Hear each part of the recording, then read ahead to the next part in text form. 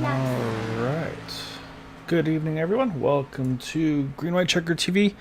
Tonight we have race number 5, somehow already on the 5th week of this series. Last week iRacing Superspeedway. Tonight we're at Daytona International Speedway. So Dale, obviously the big question is going to be the draft package. How is that going to kind of force some changes for these drivers? What can and can't they do here? We saw obviously drafting at a premium at iRacing Superspeedway. Very difficult, it seemed like, to actually make things happen there. Really hard to lock on and kind of tandem that way around. So I feel like qualifying going to be more important than usual here. So it's going to be pretty interesting to see. So we've got a really close points battle right now still. We got Kevin Hash, Gabe Butler only 2 points apart from one another. Brandon Paslock with 3rd, Jim Brooks in 4th, Kevin Freeze rounding out our top 5. And so we got a multi-way tie for that 6th position, Charles Johnson, Matt Quick. Then we have Todd Siepels, Mark Brown, actually tied with Matt Wagner for that 9th position. So qualifying going on right now here. And then I think there will be a big change on the points. Unfortunately, the 21 Brandon Paslock, I don't believe is able to make it here this evening. So I think he's actually in process of a move for real life side of things. So unfortunately he's going to miss this evening, but obviously it'll help some of those guys behind him in points. But yeah, so I'm curious to see what this race is going to bring out for us tonight, because it's going to be another big question mark. Yeah, absolutely. This has been kind of a strange season. I think we've had this is our 5th race. We've had 4 separate winners so far, and then throw in this new draft package in the middle of the season. I wasn't really impressed with it last week at iRacing Superspeedway. No fault of the drivers, obviously. So I'm hoping that we get a little better racing, get some side-by-side action here at Daytona tonight. Yeah, in the same boat. So it just didn't seem like it was doing what people may have hoped it would have. And we'll have to wait and see. It's like there was a bit of an update. Not sure if it was on the plate side of things or not. So we'll have to see how that goes. I did watch a little bit of practice. It seemed like they were able to go 2x2 a little bit more, but yeah, it's just going to be, it'll be interesting to see exactly how it's going to all pan out here. So right now qualifying just about completed. Looks like we got about 1 or 2 cars left on track here, but like I said, I think qualifying definitely going to be at the premium. I think it's also going to be just that much more critical to basically have really good qualifying laps as well. Yeah, and what we're seeing right now, Matt Quick putting a fast time down of 47.656, but everybody in the top 10 is actually a little further back than that, is really, really close in time. Yeah, it looks like everybody that made a lap within 2/10 of a second of one another, all the way back to the 16th spot within a tenth. So yeah, qualifying time is very close together here. So what we'll do here is pull up our starting grid though for this evening.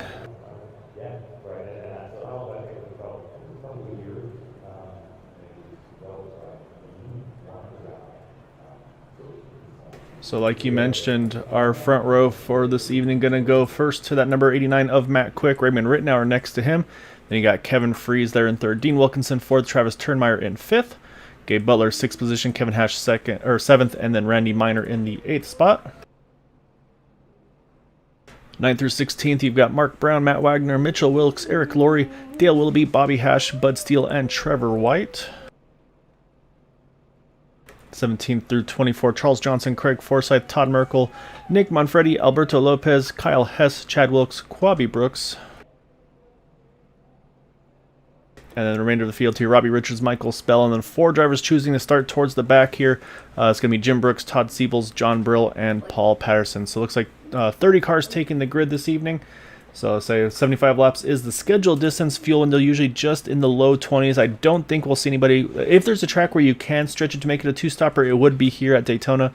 So I'll be curious to see if they can make that happen tonight.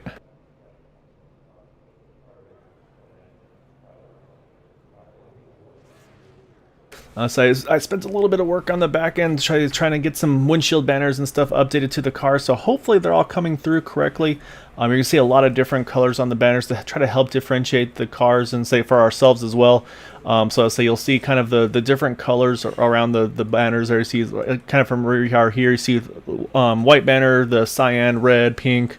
There's yellow in there as well, red as well, so and some green as well. So they're trying to see if we can kind of just to help for on the broadcast side of things for you guys to be able to see maybe which team these guys are on. I have a feeling the team racing maybe hasn't quite panned out as well as they've been hoping it would on the admin side of things possibly, but at the same time though I think we still have seen it come into play a few times here this season. And so if you can get those teammates locked on together, I think that's going to be a nice, easy way to try to kind of catch who's trying to make that magic happen. Yeah, I think from my perspective of that, I mean, I mentioned it earlier. This is race 5. We've had completed 4 races. We have 4 separate winners, and it's not people from the same team. It's Quabi Brooks won a race, and nothing against Quabi, but we don't see him up front and winning that often. So, I mean, I think there's a lot of good that's come out of it. Yeah, no, you're exactly right. So it definitely has opened things up for kind of for change and to switch things up a little bit. I said it does give the opportunity to maybe try to do some alternate pit strategies. So a lot of these guys have 4 to 5 cars on that same team. So I say if they can kind of hit their pit marks, get in and out quickly, kind of those main things that we talk about week in, week out, I think that's going to be kind of the way to kind of dethrone some of our regulars like we talked about, like Matt Quick, Raymond Rittenauer, Kevin Freeze, Travis Turnmeyer, Gabe Butler and company. I mean, those, like I said, those are the guys you expect to see, I should say, week in and week out. So it'll be interesting to see how it goes. I'll say one I want to watch though tonight's gonna be that 71 as well of Mitchell Wilkes. He had a really good run going last week at iRacing Superspeedway. I talked to him a little bit, and so he did try to play the team game a little bit, but I think he's going to be a little more greedy to try to see if he can keep himself up front. As I say, green flag is just coming out now. So Matt Quick leads the field here, coming to the green. It's so tough to start next to Raymond Rittenauer. Raymond just had a great start. Was actually pulling a little bit on that 89 of Matt Quick. Yeah, I'll say Raymond quick through the gears. I'll say quick reaction as well. I'll say because that initial start is on the green flag of the race, not on the leader's discretion on the initial starts. From then on, though, of course, leader does have control of it. But yeah, you're right though. Raymond had a really quick reaction there, but again, that inside line looks like might prevail here through the backstretch, especially when you got someone like Kevin Freeze pushing that leader. But so far, I mean, it's everybody still side by side, which I enjoy. I think if they can hold out on this all race, we're going to have a great race ahead of us. Yeah, so I think that's exactly what we're going to be looking for. We'll watch here from the back of Matt Quick. So Well, we're gonna I say what I'm already seeing though is it doesn't look like you can still lock bumpers nearly as easily as you could before. So I think that's gonna be really the telltale if these drivers can latch on and kind of do that tandem draft. Absolutely, and you'll see. It looks like Matt Quick might be doing it now. I was going to mention we saw him last week dragging the brake a little bit to get that car behind him up to him, and I think that's what we saw coming through 1 and 2.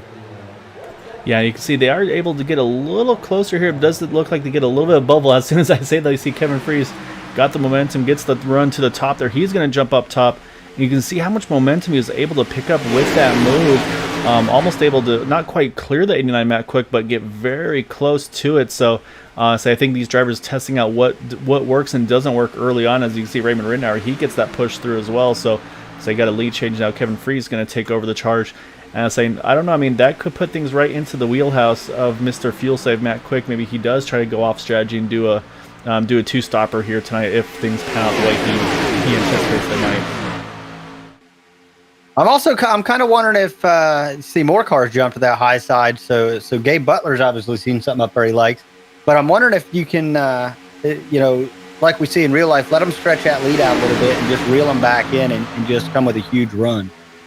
Yeah, and that's a good question. I mean, that's in theory the thought behind this package. It's supposed to be more realistic to what the actual Cup Car series does.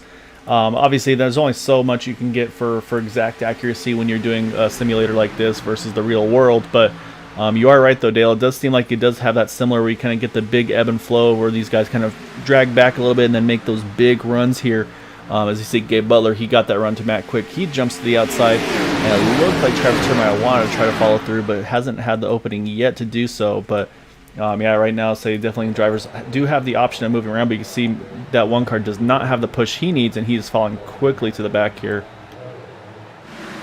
Yeah, well, and a little further back, teammates of Dean Wilkinson and Randy Miner, they were up on the top lane and decided to try the bottom out. Randy Miner made a move and then created enough room ahead of him so Dean could get in. Yeah, same. We talk about the team battle. It's exactly right, Dale. You see, you got the 55, the 101, and the trying to find the last one, 73 there, Mark Brown. So you got those three team cars all lined up, in lock with one another here. So it's a nice thing to have, but in the same sense, it's also a little bit risky because just in the off chance there's an issue in front of you, even though you're towards the front of the field. When you're right on top of one another, it gets a little hairy. You always get a little nervous about getting caught up in something. Especially this early on, lap 5, lap 6, there's a lot of points to be lost if something happens in front of them. Yeah, exactly right. I mean, they do have the fast repair available for use, but obviously you don't want to have to use that until the very end, if at all. Obviously, bonus points for not using any fast repairs, having a clean race. So that's going to be a goal for a lot of these drivers here. As the top group, I say the front group here now, all the way back to the 71 Mitchell Wilkes top 12 here, they've kind of had a little bit of a breakaway here. So now it's going to be up to the second group led by the 14 of Trevor White. Now he's got the 3 of Bobby Hash behind him. So they're going to have to try to work together here and try to close that gap because it's getting a little bit just in the range of where it's impossible for them to kind of sneak away. Yeah, and that's what we saw last week too. That head group of cars was able to break away and go, and then there was another large group of stragglers that couldn't quite get to them. And in weeks prior, the bigger group would eventually prevail. Yeah, it looks like we did have that initial 2x2 action, but yeah, they've definitely single filed out. Some of it might be by choice, some of it still might be the package where that top line just isn't doing what the drivers need it to do, at least not at this point in the race. So right now things really singled out here up front. So right now Kevin Freeze leading the way over Raymond Rittenauer, Matt Quick in third again. I'm going to be watching. I'm really curious to see what the fuel mileage on that 89 car is going to be. You can see he's leaving just a little bit more of a gap between himself and Raymond. I almost wonder if he's letting kind of Travis Termeyer use that little bubble we talked about to kind of push him to keep with the 87, but allowing him to really save some fuel in the 89 car. So pit strategy could play out big time in this one. So it looks like that group is starting to close back up here, Dale. It looks like we got a pretty much one big pack again here. That being said, though, pretty much all committed to the inside line. Yeah, I kind of feel that this new drafting package may suit Matt Quick very well, and just how we've seen him, the distance between the car in front of him in the past, all playing into his fuel saving mode. I think this might really play into his hand. Yeah, you're exactly right. So it definitely could open things up. The only thing is, of course, he's going to have to make sure he has very good in and out laps on his pit stop cycle. So yeah, because I mean that's going to be a real big make or break on that side of things. So yeah, I'd say right now things pretty steady at the moment up front here. Say I'm trying to look around and say not a lot of big changes on the movement on the starting position of these drivers here. Again, I think just that's the nature of this current draft package here. Like I said, always potential for it to get updated as the season goes on, but right now, I'd say you got first all the way back to the 25th position, sorry, of Jim Brooks. All pretty safely in the draft here, say a little further back with that number 90. Oops, wrong car. The 90 of John Brill's just a little bit off the edge here with Kyle Hess behind him, the 45, Todd Siebels. I get a little nervous when you're that far back. These are Chad Wilkes, he's dropped back too. I think Chad actually had a little bit of connectivity issues, so I'll say just the respectful side of things for that 17 car rolling out to the back to kind of make sure he doesn't catch anybody off guard here. And actually, I just saw something there that I didn't mention yet, Dale, is the side draft. We do know that there's also a side... Well, actually, as I said, things are stacking up a little bit there in 3 and 4. Everybody's trying to get gathered back up here. So we'll take a break, or take a minute from that for just a second, as it looks like everybody's starting to double up again, trying to use the momentum now, as you see Charles Johnson to the outside of the 14 of Trevor White. But there is a bit of a side draft now where you kind of drag to the corner, the left rear corner, right front, or right rear corner of those cars in front of you, slow their pace down a little bit, and it kind of just pulls you around them. So I'll be curious to see if we see any of that as this race unfolds as well. Yeah, the risk there is, we really haven't seen that a lot, but the risk there is the net code, and people's very fearful of that, especially on these big tracks.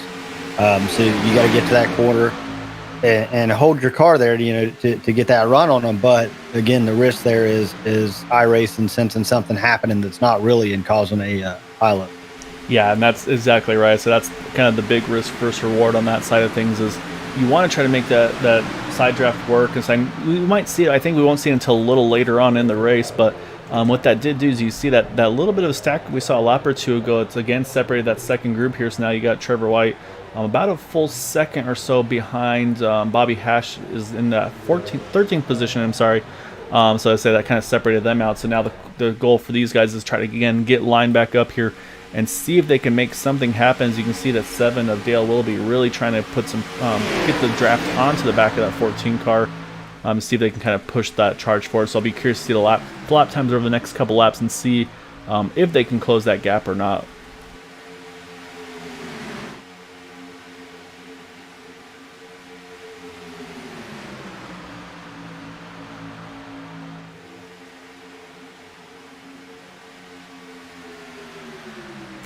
So looking at the lap times again, they're about 2/10 of a second slower the last time by, Dale. So let's say right now not getting what they need to do to close the gap here, but looks like they are starting to reform a little bit. Let's say the other thing that this does for some of those guys behind is we talked about, you kind of, if you're in those positions, you really have to be foot to the floor. You can't save when you're in that second pack, so they might be burning a little bit extra fuel. Like we said, some of these guys in this first pack, though, I'm sure a lot of them are kind of being real easy on the fuel here to maybe try to see if they can stretch it to make a little bit of strategy happen. Yeah, I mean, everybody's still nervous about this, still feeling this package out. So, I mean, there's going to be a lot of adjustments as the rest of the season goes on as far as the way these guys drive. But the 14 and that rear pack, they're rapidly catching the pack, the 3 of Bobby Hash. Oh, yeah, you're exactly right. So, yeah, I just looked at the timer now. Yeah, about 7/10 of a second quicker, so he's already there. So I'll say that again, that ebb and flow brings them all right back into the mix here. So again, it looks like we got about a pack of 29 cars. Unfortunately, at the beginning of the race here, the 26 Paul Patterson lost the draft. So unfortunately, Paul's kind of running off on his own here, about 2 seconds a lap or so slower than these guys. But again, still a lot of time to go, so anything can happen here. So right now, and there's going to be one person I was going to talk about who probably, as I said, we got contact entering the pit stop, or not entering the pit, but it's not 53 at Quabi Brooks. He kind of get forced to go through the pits there, so he's going to go through. Not sure if it's going to be something that admins are going to be able to clear or not. I know a lot of times they try not to do that, so he's going to have to try to be careful here. See. Oh, yeah, I see. Just catches the kind of the banking transition there, so it looks like he's going to hang on to it, lose the draft though.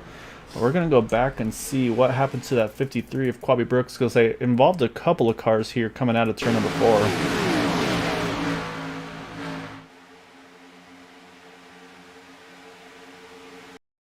Looks like just a big checkup on the inside line, and Robbie Richards, let's see, he gets into the left rear of the 53.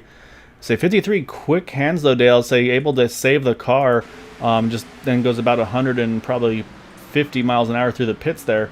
So saying it looks like he is going to have to serve that penalty now. Unfortunately, say that's one of those things where say I know it's going to sound like bias, but I feel like that's something where admins should be able to clear that, because it's not like it was done by choice. Kind of got hooked, and there's nothing you can do at that point. Just hang on to the car, and you're not going to get down to 55 in time there. So.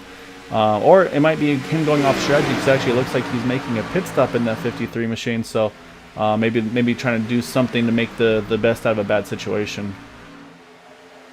Absolutely right. He was just trying to save a race car, and good on him. I mean, that's tough. As fast as they were going, and then to be nose straight toward that inside wall like he was.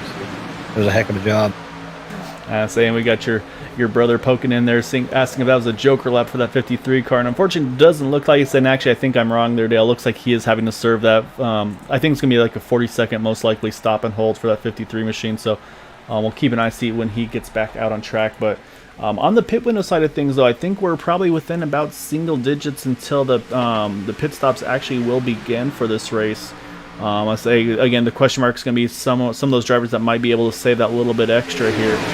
See when they make that first scheduled stop here. As I do see 53 is now leaving the pits, so it's going to be tight. He might be able to grab onto the back of this draft if he can get up through the gears here quick enough, but I think it's going to be probably just not quite where he needs it to be to catch you, because you'll see him here entering turn number 1. And yeah, here comes the field here with a big head of steam. So unfortunately, I think he's going to get cycled through here on his own. Yeah, I mean, he's doing 130 around the corner there, and everybody else is going around him at 190. So there's not a lot Quabi can do. Yeah, exactly right. So it looks like, I say, everybody's kind of singled out a little bit again. Yeah, you see he's able to merge out, but yeah, not going to catch the draft. What he could do is drop back to John Brill, just have the two of them work a little bit together. Unfortunately, John did lose that draft as well in the 90 machine. So right now, still got 29 of the 30 on the lead lap. The 53 is now 2 laps down after that unfortunate trip through the pits there at speed. So say we'll do real quick here before the pit stop cycles actually begin here. So we'll go through the field a little bit, try to kind of just see where everybody is, and say give some drivers some time to get some opportunities to kind of names and paint schemes that we may not be able to see week in and week out. So right now leading the pack is that 25 of Kevin Freeze. I'm saying definitely Dale, chime in if anything happens that I miss while we're doing this. Right now Kevin Freeze leading the way. Right behind him is that 87 of Raymond Rittenauer in the second spot. In third is the 89 of Matt Quick, our pole sitter for tonight. And then in fourth is the number 51 of Travis Turnmeyer. Gabe Butler rounding out our top 5 right here. Behind him, 03 Kevin Hash in the 6th position. 7th position is the 55 of Dean Wilkinson, kind of leading the trio of those Mad Dog cars here. Behind him, the 101 of Randy Miner. And we mentioned a little earlier the 73 of Mark Brown. He is in the top 10 in that 73 car. And then right now, last car in the top 10, which went to the wrong camera angle. That's odd. There he is. The number 11 of Matt Wagner. And we'll jump behind him to Eric Laurie in that 071. And then it looks like a little bit of a gap between Eric and the 71 of Mitchell Wilkes here. Say Mitchell here running in the 12th position, that throwback paint scheme. So I think he joined his son there with the 17 car. This time he put a Ned Jarrett paint scheme on his machine. Bobby Hash, we talked about pulling the Goodwrench car out of the barn find, and it's got the rust and everything on it, but performing well here in the 13th position. 14th is the 9 of Charles Johnson in the Major Melon watermelon paint scheme for him. And then behind him, we got the Kellogg's car of Trevor White. There's a little bit of, you can hear the check up there. We got the 7 of Dale Littleby in 16th, and then behind Dale is the 6 of Bud Steele. So it looks like Bud's got a new paint scheme on that machine as well. And then Craig Forsyth, I know he's not too far away. He had some foot surgery a while ago, but I think he's just about recovered. Might be able to start using pedals again instead of the hand controls that he's been using. Right now he's in the 18th position. Nick Manfredi in the 19th spot in that number 29 machine. And then rounding out the top 20 is the 81 of Todd Merkel. So you see a lot of racing related stuff on that card. Pro stock racer on the side. So pretty cool to see what Todd's able to do in the real world versus what he's able to have fun here do in iRacing. Jump back to 21st, Todd Siebels in the 45 machine. 22nd is the 76 of Jim Brooks. And then we got the 12 of Robbie Richards in 23rd. So there's the Sun. Chad Wilkes in the 24th position. Looks like the internet issues. Looks like they've cleared it pretty decently for him. 25th is Alberto Lopez in that number 20 machine. Behind him, the 88 of Michael Spell. And then last car in this lead draft is the 86 of Kyle Hess. And that then, fortunately, the drivers that fell off the draft there, the 90 of John Brill. Looks like he has teamed up with Quabi Brooks in the number 53. So those two are going to try to help them kind of help each other out here and get a little bit quicker here. And it looks like Paul Patterson actually just may have just retired from the race. So that is our current top 29 that we run through real quickly here. Because again, pit stops going to be looming here very shortly as we jump back to our race leaders. So while you was going through the lineup, I've been watching Charles Johnson. And what I like about Charles Johnson is he's not afraid to go to the outside. We've seen it time and time again. But what he did it twice in a row. The first time I thought it was a fluke, but he's figured something out here. He side drafted his way around the 7, fell in line behind the 14. And about a lap and a half later, he pulled the exact same move on the 14. So he has definitely figured something out that's allowed him to work his way through traffic. Yeah, that just fits Charles Johnson as well. It's like he's not one to ride. Right now he's up to 14 from his 17th starting spot. And crazily enough, that's one of the highest climbers of the race. Just again, just how difficult it's been to pass here with everybody kind of this package being kind of more single file oriented. So you're right though, Dale. If you're going to find something, you got to do something with it. And say Charles finding a way to kind of use that side draft that we mentioned a little bit, gets that quarter panel. Well, keep an eye. I think he's probably going to hold off for a little bit now until the pit stop cycles begin. I would presume. Because right now we're starting lap 23, coming to 24 that next time around. So I feel like, yep, as I was about to say, here comes the first group of cars. Matt Quick, he does stay out. So you're going to have Kevin Freeze, looks like Raymond Rittenauer's in there, the 51 Travis Turnmeyer.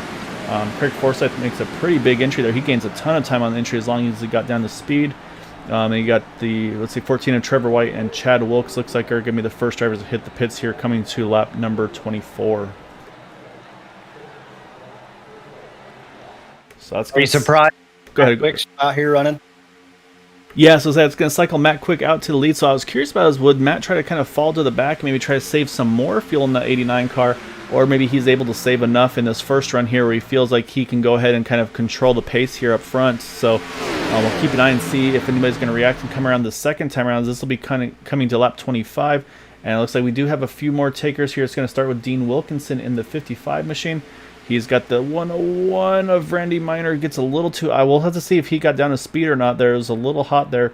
73, Mark Brown also in. Charles Johnson, Dale Willoughby, Todd Siebels, Robbie Richards, Alberto Lopez, Michael Spell, and Kyle Hess.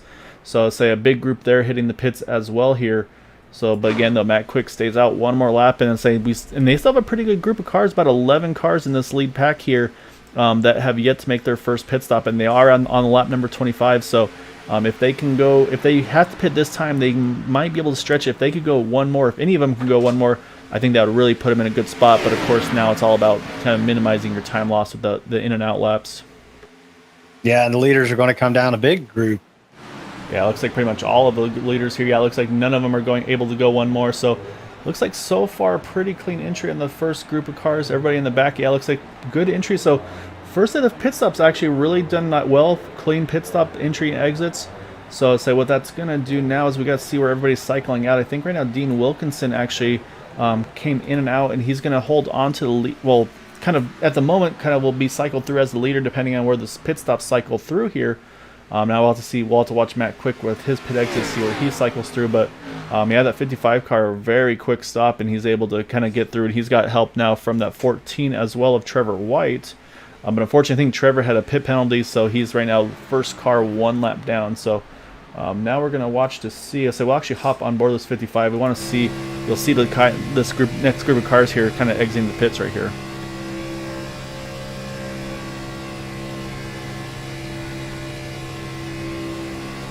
And yeah, Dean's going to clear Matt Quick, no problem. So Dean Wilkinson going to be cycled through as our race leader in the 55 machine, with a lot of help from that 14 as well of Trevor White. So really, if these two can kind of stay together and just keep working together here, they're coming through with about a 2-second advantage right now over the rest of the field. So that was a great pit stop for that 55. That in and out lap was exactly what he needed.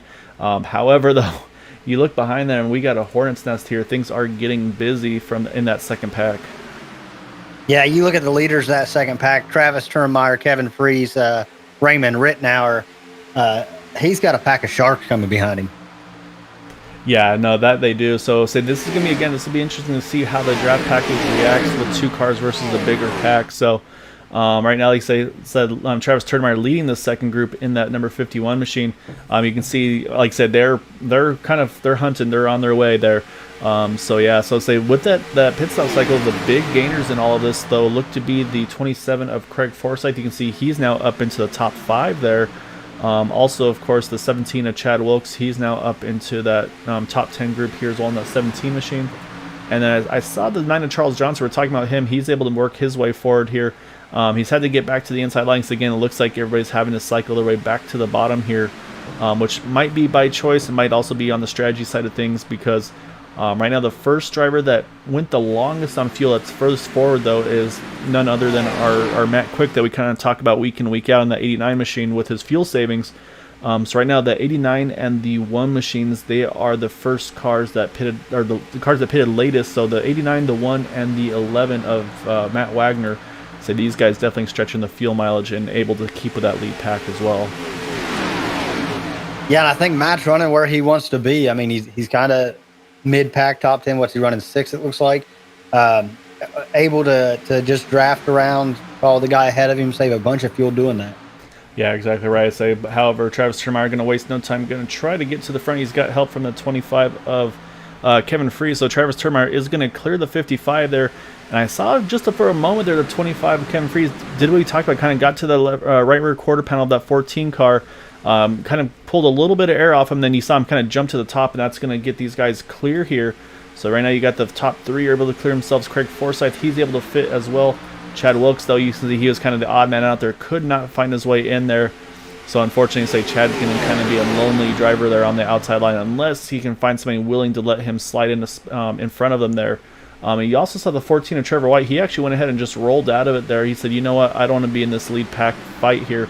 I'm going to back out of this thing. So right now Trevor's now kind of out of this main pack here, but still showing us that first car went down. Yeah, he, not a bad decision by Trevor, but he needs to make sure he stays ahead of Quabi Brooks. Yeah, right now he's definitely in a good spot. So the problem for Quabi is he's going to have to pit in about 10 more laps to say, because right now he's back to 1 down. So I mean, he's really hoping for a yellow, but right now, say everybody's kind of single filed out. And here's what happens when you kind of lose the draft here, Dale. We talked about Chad Wilkes almost being able to cycle through in that 5th position. He's had to fall all the way back to the lead pack behind Jim Brooks there, so he's going to fall back to the 20th position, I believe, or 19th position, I should say. That's just how bad it is if you lose that, if you don't have anybody to help you. There's just nothing you can do. So unfortunately, Chad's going to have to fall back there. Had the opportunity to almost get into the top 5, and then, let's say, the draft kind of gave, and then the draft took away.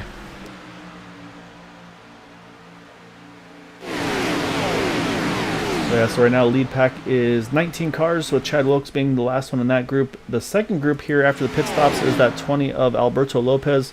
He's got Michael Spell, Kyle Hess, those 3 running together. The problem is with these guys is they're not running single files. You can see kind of going 2 by 2. They're going to need to try to single out, figure out what's the best way to go here. And then behind them, you've got the 14 of Trevor White. He's leading that pack with the 71 of Mitchell Wilkes and then the 29 of Nick Manfredi. And then unfortunately looks like the 81 of Todd Merkel. He unfortunately lost the draft in that pit stop cycle, so he's ways off in the 81 car. Same thing goes for the 3 of Kevin Hash as well. So those guys are out of the draft, kind of off on their own here right now. Same thing goes with John Brill. He was off the draft before pit stop cycles.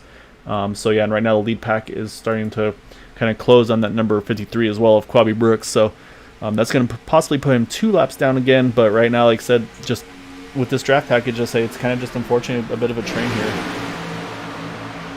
Yeah, I keep watching Charles Johnson. It looks like he's setting up Matt Wagner, or to me it does, and then he'll get to his bumper and doesn't make a move. So I'm not really sure what he's seeing, but that's exactly what I saw him do before. He kind of lags back and then just gets a run, gets that quarter panel, and walks away.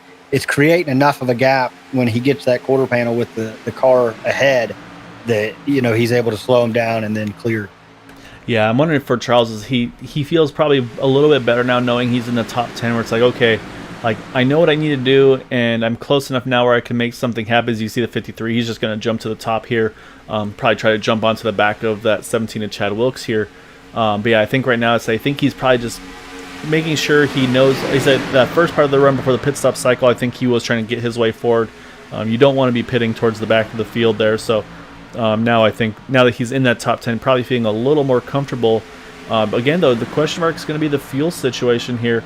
Travis Turnmeyer, basically the top 4 drivers, the 51, the 25, the 87, and the 27, they all were the first ones to pit there.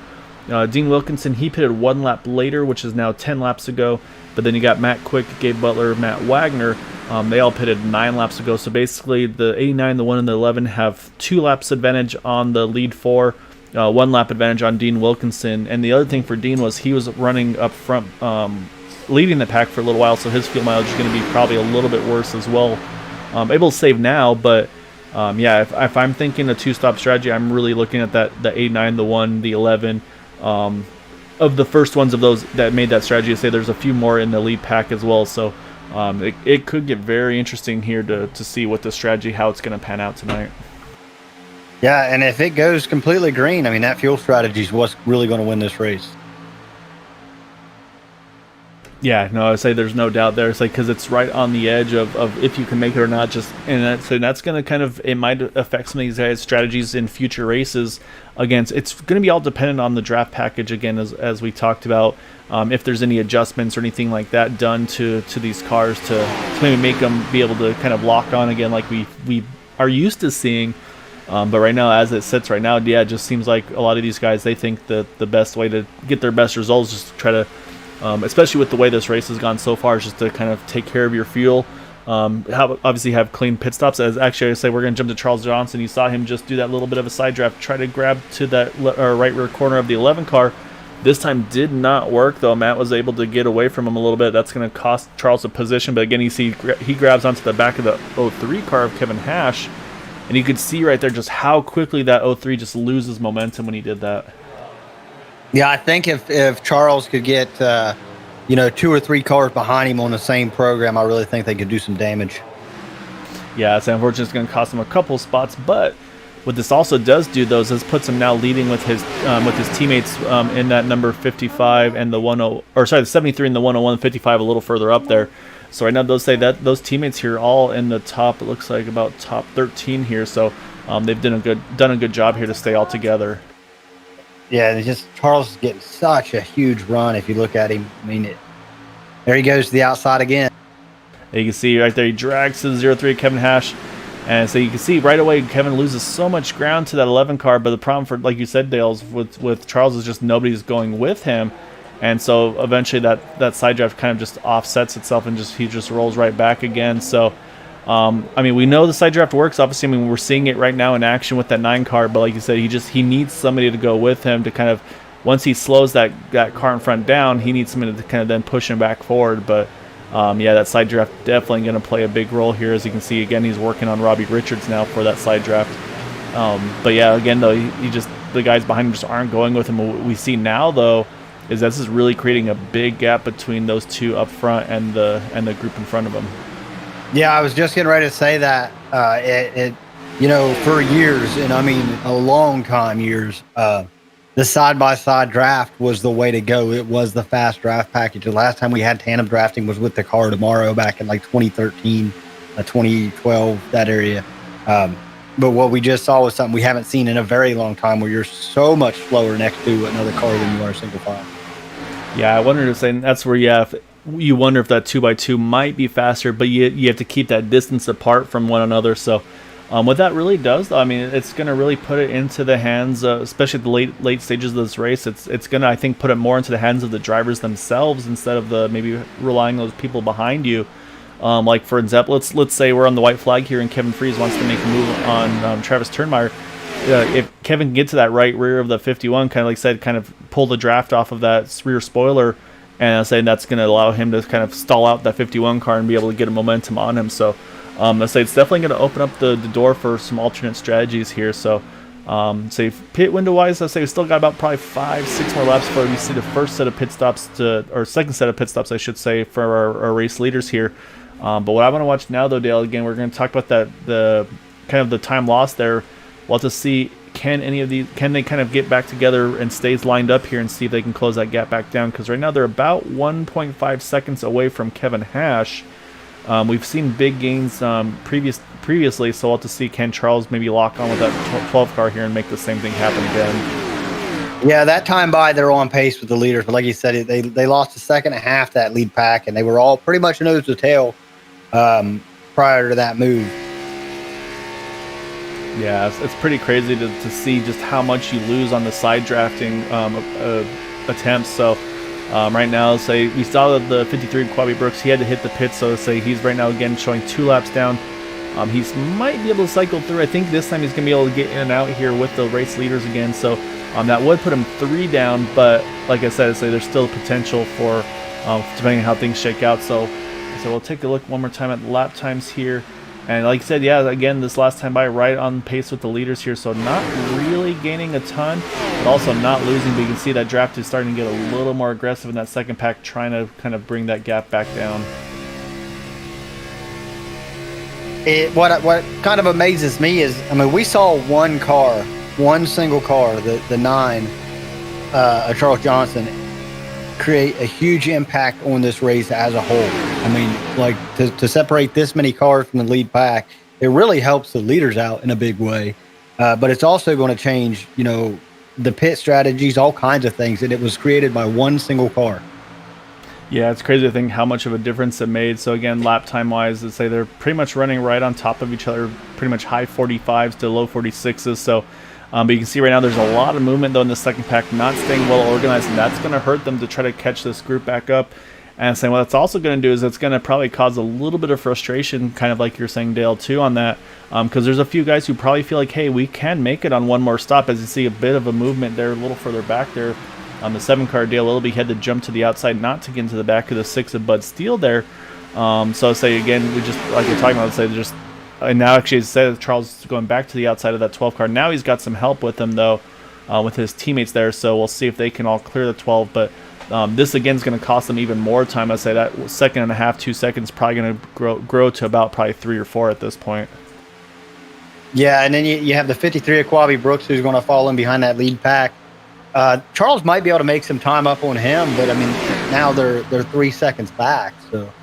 Yeah, what they need to do here is, let's say, now that Charles is leading that group, he's going to have to really get his teammates locked onto him and just basically, like, he's going to have to tell Randy, who's the 101 behind him, just like, all right, either Charles maybe drags his brake a little bit and lets Randy kind of lock on and push him, or whatever it may be. So these guys are going to have to get comfortable with one another here. But I was about to mention before all that kind of kicked off, there's a few of these drivers, like I said, they pitted late as well. Eric Laurie, Bud Steele, and I think Jim Brooks, those 3 also pitted that same lap as Matt Wagner and company, or Matt Quick and Matt Wagner and Gabe Butler and company. So I mean, right now they're thinking, man, we're in contention for this one on this next pit stop possibly.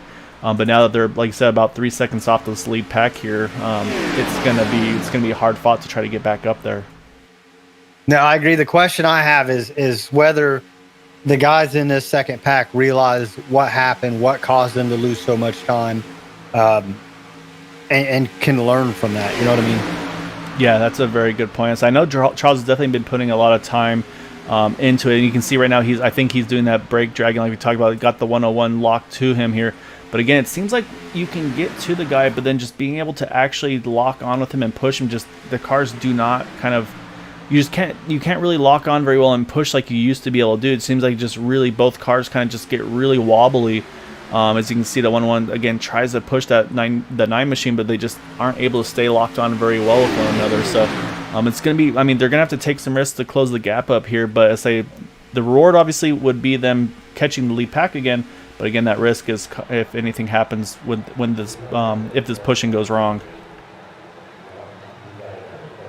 Yeah, and they were a little bit faster, about 0.2 faster than that lead pack that time. Yeah, so I'll keep an eye. I say the last time by, we definitely saw the 101 able to lock on a little bit better. So I said we'll jump back over to our front pack. Say pretty much status quo for these guys. Like you mentioned, the 53, he's jumped onto the back of this group. He's just going to try to basically minimize time loss, though. Like I said, the 45.8, it looks like last time by for our race leader, Travis Turnmeyer. Then we'll look back to where Charles Johnson is 46.0, so a little slower that last time by. And I think what that actually was right there, Dale, is you saw them actually catching the draft of that 81 of Todd Merkel. And say now Todd jumping to the top side, same thing. He's going to go ahead and get out of the way of our race leaders here. But I think if you can kind of sniff that draft off somebody, it really picks up the speed of these cars. No, I agree. Pit but stop cycle beginning, second stop. We got 4 drivers here pitting. That's like the 51, the 55, 27, and the 25. Again, Craig Forsyth, aggressive pit entry here. But I'm a little nervous about Craig. He's going to have to try to get through. Say this is where I say you can kind of drive through one another through the pit stalls, and you saw exactly that with the 51 here.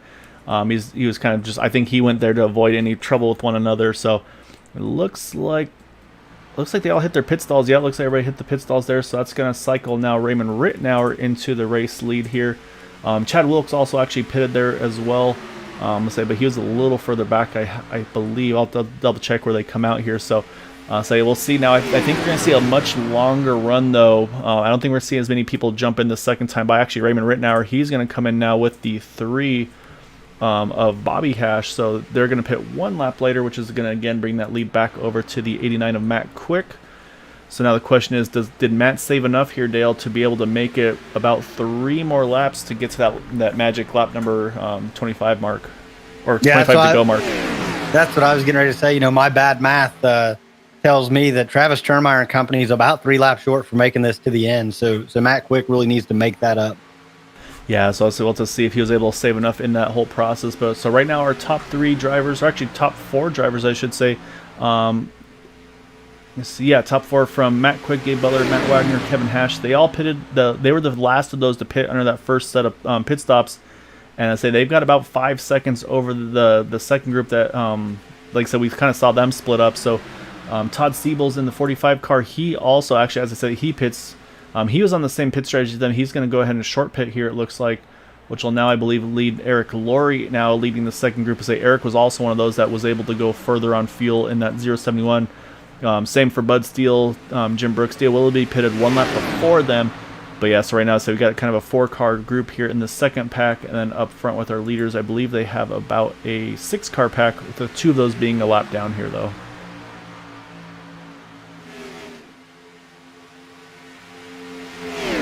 So one thing that could work out well for Matt Quick, we'll see if he's able to close the gap or not, is if he can get close enough. Actually, you see Todd Merkel, he's having to peel off there, so that's going to bring it down to 5 cars up front. I was going to say is if he can get close enough, so just in front of him, you can see there's a couple of cars here coming out of the pits here. If he could grab their draft, it's going to help his lap times, and of course possibly even save a little bit of fuel here. But that being said, though, Dale, we are on lap number 50, so next time around, we'll be at 25 to go. So right now, I think these guys are definitely making their fuel number. Yeah, I think Matt Quick, Gabe Butler, Matt Wagner, Kevin Hash are all in real good shape. Kevin Hash we saw win last week. He'd definitely like to double up on that. Yeah, exactly right. So right now we got 4 drivers here. I suspect we'll see them in this time. I don't think anybody's going to be able to go one more time. Oh, as I say that, actually, somehow Matt Quick saves big fuel here. He is going to go one more lap with Matt Wagner and Kevin Hash. So Gabe Butler, though, he ducked off, as does Eric Laurie, Bud Steele, Jim Brooks. They duck off as well. So that 89 car making big fuel numbers here. Like I said, he's kind of, we joke about him being Mr. Fuel Save, but it's for a reason. He's able to stretch that fuel number even with leading those couple of laps here. So, but he's going to have some help on the pit stops, though. He's going to have Matt Wagner. He's going to have Kevin Hash. So their goal is to get in and out cleanly and together, as now the 89 car is going to pick up some draft as well for just a little bit of time, which will help that speed just a bit more. Yeah, they're definitely going to make it to the end. And from what we've seen, this race is going to go green. You know, everybody's calm. I think it's a product of the draft package. Just hear the top 3 come in. Yeah, so now it's just all about getting down to speed and time and try to make sure you don't slide the tires. I'm sure it's going to be probably a 2-tire stop here. I don't think it's worth taking 4 at this point. With the slightly lower reduced fuel loads, it's just not worth taking the 4 tires. So you'd be waiting on them otherwise. So yes, right now our top 3 hitting the pits. Looks like the 11 is going to be the first to hit his pit box. It's like a clean hit entry for him. 03, Kevin Hash, he's good to go as well. And then we jump over to the 89 of Matt Quick. He's already being serviced. So here's the thing, though, Dale. Matt Quick, he's our pole sitter. He's not going to be able to get up to speed as quickly because he doesn't have that lead up. As you can see, Matt Wagner easily clearing off a pit road. Matt Quick actually taking 4 tires there. I was surprised to see that. So They're not going to stay together like we talked about right now. Actually, advantage is going to go to Matt Wagner. The problem for Matt, though, is going to be he's not going to have anybody to help him here as he gets up to speed. And he's going to come out with a pretty hefty lead here. So unfortunately, it's one of those things where a good pit stop, unfortunately, might not be as beneficial as you might think sometimes. Yeah, you saw 3 pit strategies. Wagner took rights, Hash took left, and Quick took all 4. And it's definitely not being on the same page is going to cost him. We'll have to wait and see, because this still actually could pan out for Matt Wagner. We'll see, because right now he's still got about a second lead, or actually almost 2-second lead. Scott is going to drop quickly here over Travis Turnmeyer, Kevin Freeze, and Gabe Butler. But we suspect all of those drivers, except for maybe Gabe Butler, might be able to stretch on the field. He'll be a little closer. He pitted 1 lap earlier, but right now, I mean, Matt Wagner getting some laps led, though, in that 11 machine, which is always a good feeling to have here. So, I mean, definitely a good entry and good out for him. But what's going to happen here is he is going to at least be able to cycle through. What he can try to do here, I think, Dale, is I think we're going to see these cars in front or behind are going to jump to the outside of him, use the draft, and jump around him. But if he can tag on right behind that number 1, so he knows those top 2 are going to have to pit here. So I think if you're that 11 car, you're probably feeling pretty good about it. But it actually looks like he might. You can see actually he's going to try to see if he can sneak in between the 2 of them. It looked like there for a moment. So I think this field's about to get stacked up one more time. Yeah, I thought Matt was going to try to get in between them, just like you said, and I also thought that the one of Gabe Butler was just going to stay as they're turning. Oh no, big trouble up front. So you saw a lot of momentum happening. Some drivers made some moves that didn't pan out here, and unfortunately, big hits for Matt Wagner, especially the one of Gabe Butler. He took a big shot as well. As you can see, a 6 of Bud Steele just somehow squeezing through that.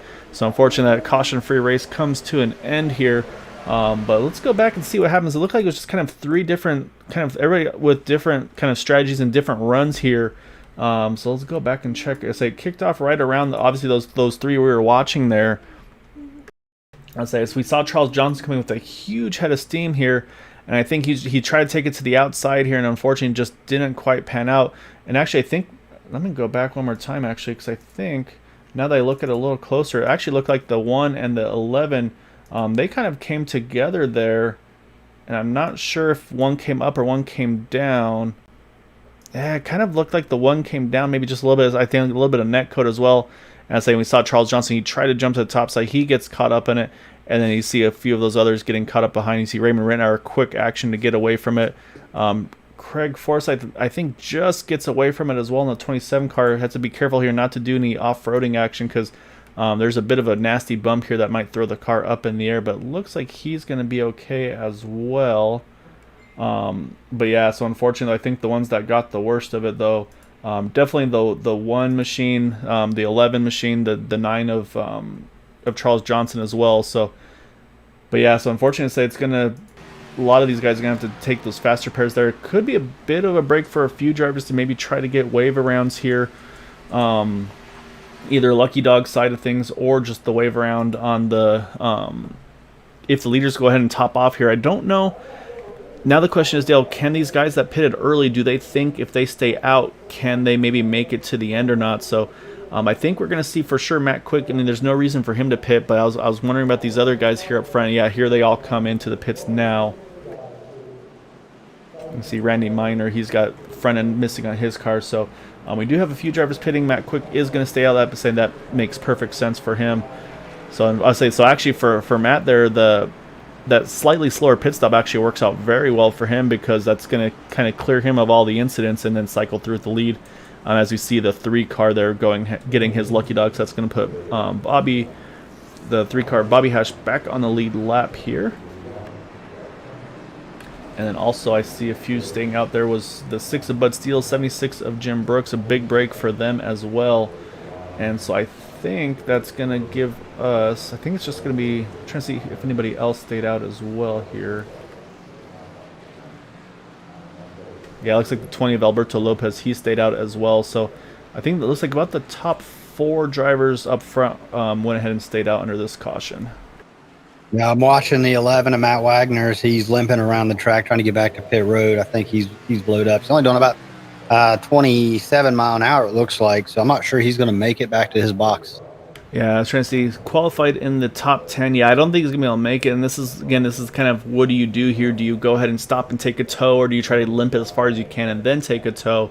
I say it's a tough decision to make here. So he's gonna try to get this thing back, but yeah, unfortunately, just a bad break for the 11 car. I said just had the perfect pit stop, was doing everything as you see. He's gonna go ahead and take the tow there. But yeah, I feel like did everything he needed to do there. Just unfortunately, just wrong place, wrong time. Really, is saying just. I think I think a lot of drivers just knew that was probably their last pit stop, so aggression picked up a little bit, and just a few drivers kind of fighting for that same real estate. It looked like. Yeah, and it changes. I mean, it really changes everything. You know, everybody can make it now. Matt Quick and Matt Wagner and company aren't the only people on track who's going to make it on fuel, and I believe that they were before. So definitely going to change that. Big break for Jim Brooks as he's up in third now. Oh yeah, no. At this point, pretty much everybody's going to be good to go to the end. It's actually kind of the shoes on the other foot now, if you will, because what's happening now is going to be the ones that stayed out here: Matt Quick, Bud Steele, Jim Brooks, Alberto Lopez, and Nick Manfredi. They can probably. Well, actually, I feel like Alberto Lopez, he's going to still be tight on fuel. He actually pitted 9 laps ago, so it's going to be tight for him. We're going to restart here with 18 to go. But what's going to happen is I feel like those drivers that just pitted, they know they're good to the end, and probably the green-white checkers if they come into it. But now if you're Matt Quick and company, how many green-white checkers do you have available to you on the fuel side of things? So you go from kind of feeling like you're in the catbird seat to maybe feeling like you might be in a little bit of a deficit here possibly. Yeah, I mean, it all depends on what happens in the closing laps. Looking at things, I think the 20 of Alberto Lopez is going to come up a lap short. Maybe he realized that and he's just banking on another caution. I'm not really sure, but I don't see him making it to the end. Yeah, it's gonna be interesting. First, obviously, gonna be see how the restart plays out. Say they're gonna. I think we're gonna see probably a lot of drivers trying to fight to get to that inside line here right off the bat. Say Matt Quick, he's gonna have control over this restart. So basically, whenever he decides, he can go ahead and drop and go. And it'll be interesting because again, usually you don't want to have a bit of a lead here because you kind of just get ganged up on so quickly. But with this new package, it doesn't seem to work the same way. So I'll have to wait and see because the pace car is just about to peel off here, and there it goes. That's going to hand it over to that 89 of Matt Quick, and it looks like yeah he is down in a way, maybe just a little bit early there, to maybe give himself a little bit of breathing room. But looks like everybody else is pretty much ready to roll there. So back underway here, 18 to go at Daytona. Yeah, 76 and Jim Brooks restarting in third on, they're on the bottom line, had a great restart, not allowing the 6 of Bud Steele to drop down in line. I'll say, and actually, that's probably something he wants to do if he can. Actually, it looks like Nick Manfredi is going to open the door because we talked. Oh, actually, you see Raymond Rittner having to do. Oh, we got a trouble in the back here. You see the 03, the 12. I think the 88 was caught up in that one as well. And I think just to make a day go worse for the 53, I think Quabi Brooks also caught up in that one. And actually, the car doesn't look too bad, but unfortunately, back under yellow. So, I mean, that's going to come right into kind of work perfectly for Alberto Lopez. He's going to save more fuel here. But yeah, so unfortunate caution back out again. I think that's just, again, just I think aggression here. Everybody trying to get what they can right away on these restarts. But we'll go back and take a look. So it kicked off. I mean, we saw Raymond Rittner have to kind of go onto the apron here. Let's see if it starts around him or maybe a little further up. I see some stacking up a little further forward. I think when the 25 was, or I think the 29 was trying to maybe let the 6, and I think things started stacking up maybe just a little bit behind him. And yeah, you can see the accordion effect finds its way down to Chad Wilkes. And the Raymond Rittner gets into the 45, and it's just, yeah, I think unfortunately that accordion effect found its way back to these guys. And then we'll see where the initial contact, it looks like Kevin Hash and the 12 of Robbie Richards, they make contact. You see Michael Spell, he gets caught up in that as well. And unfortunately, I think the 71 of Mitchell Wilkes, nowhere he can go. You see Craig Forsyth sneaking through there. Yeah, so that's where the contact was. And actually, so we're watching the 53. So he's 3 laps down, unfortunately. So I mean, it's not going to be helpful for him anyway. But I think he was able to actually get the car slowed down. So good reactions by the 53 to not make a bad day that much worse. But so yeah, so unfortunately, a handful of these guys going to go ahead and have to take tows, get more damage repairs or fast repairs done to their cars. But now, I think pretty much fuel is probably out of the question here. I think everybody's feeling pretty confident to make it no matter what. Yeah, like you said earlier, a big break for Alberto Lopez. This should put him, right on the number or pretty close to it. See a Yeah, handful of drivers pitting too here. Some for damage, obviously. Some might be just on the strategy side of things. Curious to see Lucky Dog. I think is gonna go to John Brill. Yeah, here comes that 90 car. So he's gonna get his lap back actually, which is put now back to I believe 22 on the lead lap. So that's a big break for John because again he lost that lead draft pretty early on, so he had never really got a chance to show what he could do. So I'll say he's going to have an opportunity to do so as well. And unfortunately though, for those that are still trapped a lap down, are going to be that 14 of Trevor White, the 81 of Todd Merkel, and the 73 of Mark Brown.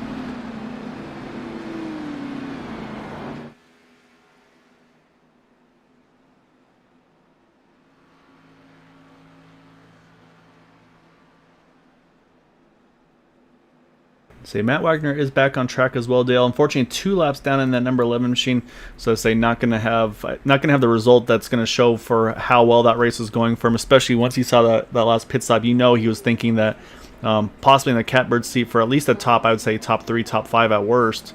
But unfortunately now trapped all the way down into the 28th position. I think he's gonna grab a couple more spots just due to the a few retirements. I believe it looks like Mitchell Wilkson 71, he's retired, as well as the 88 of Michael Spell, if I'm not mistaken. And we've got the 03 and the 12 in pits with some lengthy pits damage repairs going on to their cars here. So yes, right now kind of a tale of two races, they say, kind of clean and green. And then say once everybody's able to make it to the end, so unfortunately that initial contact kind of looks like it kind of changed the tone of this race. Yeah, it absolutely has. Now my eyes are going to be on Jim Brooks. He started in third last restart. He's going to start in second on the outside of Matt Quick rather this time. He's really got to get a great restart here to save position. Yeah, you're exactly right. One thing I'm going to look at, though, we talked about those windshield banners. If you look, though, that 76, the 6, and the 29 car, they have those bright yellow banners. That's Roswell Motorsports, and they are one of the teams that I have seen work together a lot better as a team. We saw Jim obviously push Quabi to a win a few weeks ago, so I wouldn't, and say, unfortunately, I think that's what we saw. Unfortunately, kind of kicked off that incident as well, was the 29 trying to let the 6 in there to get them lined up on the inside row here. So I would expect to see that you might see Bud try to get an opening to let Jim possibly in here. So I'll be curious to kind of keep an eye on that one. Again, say some drivers are going to have different approaches for what's going to be the best for the team. But I mean, right now they've got three of their drivers in the top 5 here. Yeah, not too far back, you have the 25 of Kevin Freeze and the 51 of Travis Turnmeyer, who we know work incredibly well together, and we're able to lead the first part of this race without a problem. Yeah, exactly right. I say we'll be curious to see how everything kicks off now the rest of this way, because again, I think what we saw at the beginning of the race, that's going to be out the window. I think we're going to see a lot more aggression from these drivers, probably some drivers trying to drag the brakes a little bit to get that outside line to go, maybe see if someone can lock on with them. And I think that's exactly where we might see Kevin Freeze and Travis Turnmeyer kind of really shine, as we know how well they work together, and saying they're really comfortable with one another drafting. So I think that could be where we could see something happen as well. So we're going to get another restart here. Pace car is in. It's going to hand it back over to the 89 of Matt Quick. And it looks like he is down and away as we get things going again here. 14 to go at the line. Yeah, Jim Brooks again with a great restart, but he's got to exploit any hole that he can, and it doesn't look like he's going to be able to get down. Yeah, so right now definitely no opening for the 76 car. We'll see if the 6 of Bud Steele, if he tries to roll back a little. It kind of looks like Bud's kind of dragging the brake just a little bit here. You can see, I think Bud's trying to open up the door there. But that being said, I think Matt Quick, he's trying to slow the pace down as well to give himself maybe the opportunity. And so that's going to give the 76 here a pretty good run off the back here. Jim's going to take the lead. Nick Monfredi going to try to squeeze the gap. Barely clears the 89 car. He gets to the inside. As you can see behind there, Alberto Lopez almost got into the left rear quarter panel of the 6 car. As we talked about, aggression definitely going to start picking up here. So right now we got Jim Brooks now leading the race with Nick Monfredi right behind him. Matt Quick, he's fallen back to 3rd, but here comes that outside line. We talked about them a little earlier. Kevin Freeze, he's got help now from the 1 of Gabe Butler. Oh, I see one spinning off into the inside, trying to catch what car number that was. That's the 3 of Bobby Hash. And unfortunately, it looks like he made some heavy contact to the inside wall here. However, we do stay green because it went off track here, so we'll jump back to our race lead for the moment as we've got 13 to go here. Yeah, Jim Brooks able to get out to a pretty commanding lead here. Kevin Freese was coming up on the outside, and that run has seemed to stall. I mean, that's kind of what we've seen. It feels like the inside line definitely has the kind of just the momentum that you need here. And so, say Matt Quick, I feel like he's kind of between a rock and a hard place right now. I mean, we know how good he is at these races, so I think we'll see him probably try to jump and make a move when he gets the opportunity to. But if you look in front of him, he's got two teammates. If you look behind him, that's six of Bud Steele's also a teammate for those top two drivers here. So he's in a tough position here. But you can see a lot of movement going around from these cars. I think, again, we talked about the aggression picking up. I think it's exactly what we're seeing right now. Yeah, a lot more side-by-side action. Kevin Freese is holding pretty well on that top side next to the 6 car. Not really able to gain any ground. The 20 car says it's time to go, though, as he is pressed to the bumper of that 6 car. Yeah, and that's what we're going to see is the aggression is going to just pick up more and more here. And it's just these drivers are going to have to really try to do their best to hold a steady line. So you see the 89 Matt Quick pushing for all he's worth onto the 29 of Nick Manfredi. Looks like actually Matt's able to sneak underneath the 29 car there, forces the 29 up to the middle groove here. Oh, we got trouble in the back there. Charles Johnson trying to hang on to that car. He's going to go to the inside while the 7 is off track as well. You see the 3 actually almost gets caught up in it just as he left the pits there. And trying to see who the other driver that was caught up in that one was. Oh, it was the 7 of Dale Wilby. Again, somehow still stay green here, Dale. Everybody's able to was off track, so say right now Jim Burke's still leading the way, but he's now lost his wingman of that number 29 of Nick Manfredi, who's getting a big push from that 29 or 25 car, I should say, of Kevin Freese. Yeah, and the top line as of right now is a little bit more organized than the bottom line, so I'm kind of interested to see how that turns out. Oh, contact a little bit between the 29 and 25 there. You saw, I think the 25 saw the opening underneath the 29. He's trying to peek underneath it, but that hole closed too quickly. So say it's going to cost that top group a lot of momentum here. And so say right now Kevin Freese is going to try to, I think he's going to have to try to find a way to get around that 29 car. But right now just everybody's kind of going for all their worth here as we got 10 to go. Yeah, just a whole bunch of movement back there behind the leaders as we got about, and somebody else is wrecking. The 29 and the 87 went around here. Say it's Raymond Rittenauer and Nick Manfredi. So you see Raymond is actually able to get back going again. I say Nick, I think he got the worst of it there. Again, somehow still staying green here, Dale. With everybody going off track, is just not throwing the yellows here. So right now, still somehow through all this, Jim Brooks still holding out in front in the lead here. Say Matt Quick still second. Bud Steele there in third. And you mentioned Alberto Lopez. He's now up into the 4th position in that 20 machine. And then you got that 51 Travis Turnmeyer in 5th. Yeah, Alberto Lopez was really, as another one goes around, this one's going to bring out a caution. Oh my goodness, big hit there for John Brill, so you could hear it as that 9 car went for a wild ride. You were right, though. Caution is definitely coming out for this one. Trying to see who all was in this. Unfortunately, John Brill had just gotten his lap back. Now big damage for him. Eric Laurie caught up in this one as well. I'd say we'll go back and look, because I'm going to try to look at a couple of these if I can, because we had a couple instances that just never brought the cautions out there, surprisingly. So we'll start off with this most recent one here, with, let's say, with John Brill just going for a wild ride. Say just caught at the very end there. Let's see where this all started off here. So you see John on the inside line. Oh, actually the 101 and the 1. I think maybe that side draft gone wrong there. And then Gabe Butler, just nothing he can do. He just, unfortunately, just catches the right rear of the 9 car. 9 just goes flying through the air. I think a couple drivers drove underneath him. And, I mean, he just went for a ride there. Unfortunately, Todd Merkel, he looks like he got caught up in that one just out of his own doing there. And then, yeah, just a handful of drivers getting caught up in this one as well. So, before that, I'm going to try my best to see if I can find all the other incidents that we had there, because there was a handful. Let's go back some more here. So we'll look at the 29 and the 87.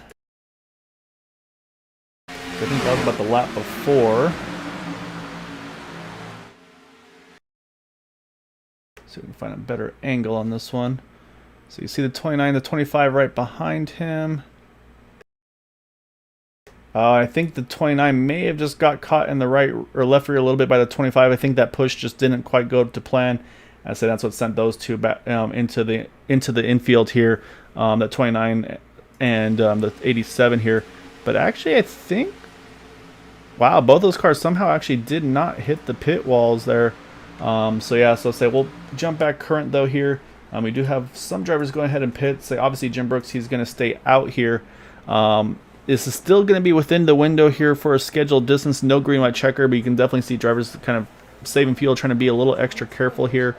Looks like Mark Brown in the 73, he's going to get his lap back here, so a good break for Mark there. And the other thing too, Dale, is we talked about the team strategy and all that. We talked about Bud Steele. Look in that front row here, or look in the front group here. You got Jim Brooks leading, but then 2 cars behind him, the 6 of Bud Steele. Again, part of that same team here. So, and they're going to both be on that inside line. Yeah, I think this. I'm not saying it's the best case scenario, but I think Jim can be very pleased with what's going on right now because he's got fewer laps to have to fight everybody off. Yeah, exactly. It's going to take longer for these guys to kind of get organized and kind of try to find a way to get around him. And we've seen, I mean, the inside line it's definitely gone back to you want to be on the inside line no matter what. So, yeah, definitely. So he's definitely in a good spot here, but you can never count on a handful of these guys behind him and saying right now, unfortunately, I think the 89 of Matt Quick, he's kind of off on his own here. I mean, he's going to get help. There's no question there. I mean, I think he's going to have Alberto Lopez behind him. We've seen Alberto, he's had a lot of speed week in and week out, just has kind of been caught in the wrong place at the wrong time in a lot of these races. So I think he's going to be one to watch as well. And of course, I mean, we've seen Travis Turmeyer, he's been up front for a big portion of this race as well. So yes, I mean, it could really be any of these drivers here. I mean, that's kind of how these races go. So right now, say we're going to have, it looks like for the moment, we're going to have 19 cars back on the lead lap here. So a few drivers still getting services done to their machine, but yeah, so we're going to get the 1 to go here, and so we're going to be restarting this one with 5 to go this next time around. You know, I want to point out, of the drivers currently in the top 10, one of them has a win this season, and that is the 17 of Chad Wilkes. Yeah, I'd say a very good chance the streak continues for having a new winner each race here. So, and I'm saying, like I said, I mean, it can be any of these guys. I mean, even Chad Wilkes in the 8th position. I mean, he still has honestly a good chance to be able to get into this one. So yeah, so say really don't count anybody out here. Say a lot of cars still either still have a faster pair in use or maybe use the faster pair, so they've got clean cars as well. So. And we've seen before too, where maybe there's a teammate that might be a lap or more down, but works with that person to help him get a win. So I'm saying, I look at that and say there are a few cars back here, but you see the 53 of Quabi Brooks, you see the 29 of Nick Monfretti. Nick's actually still on the lead lap, I should mention, in that 29 machine. So he is showing in the 14th position. So say Nick still has an outside chance as well to try to kind of recover from this and find his way up. And saying he's got help behind him in that 53 with that teammate of Quabi Brooks.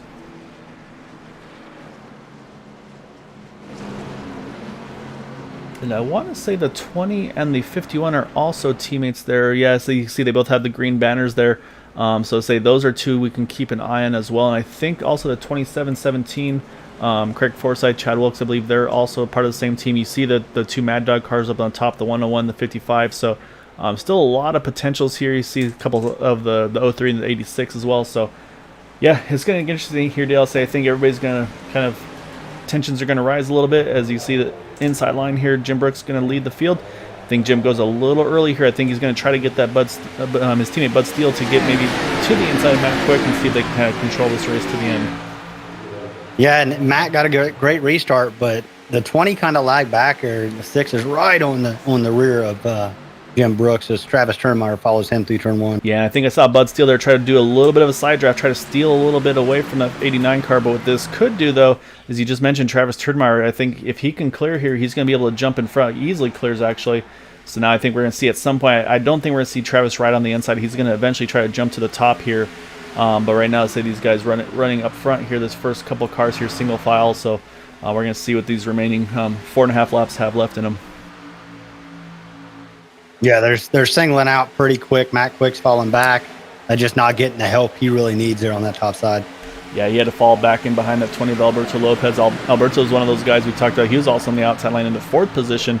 So just that top line just isn't forming, and saying you know it's going to be a big source of frustration for some of these guys that just unfortunately were not in the line they wanted to be on this restart. So 4 to go here. Say right now you got the 76 and the 6 locked on together on that inside line. Now Matt Quick, he's going to make a move to the outside line here. He's got the 7, I believe that is, of Dale Willoughby behind him.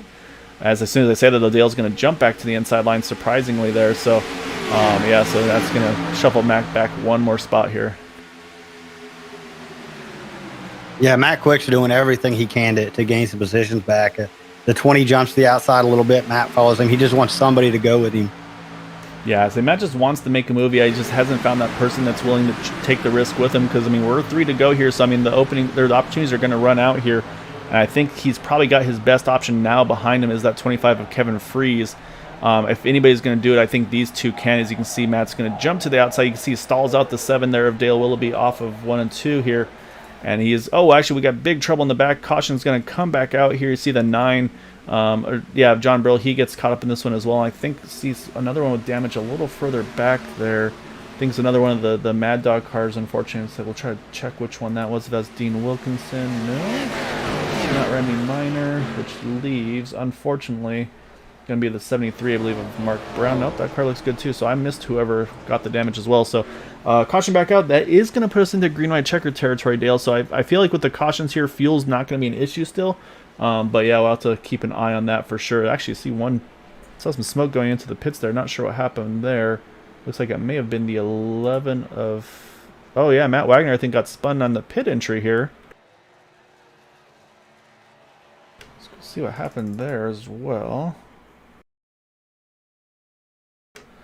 I'll start with the incident though. So there's actually a fair bit towards the back of the field, it looks like.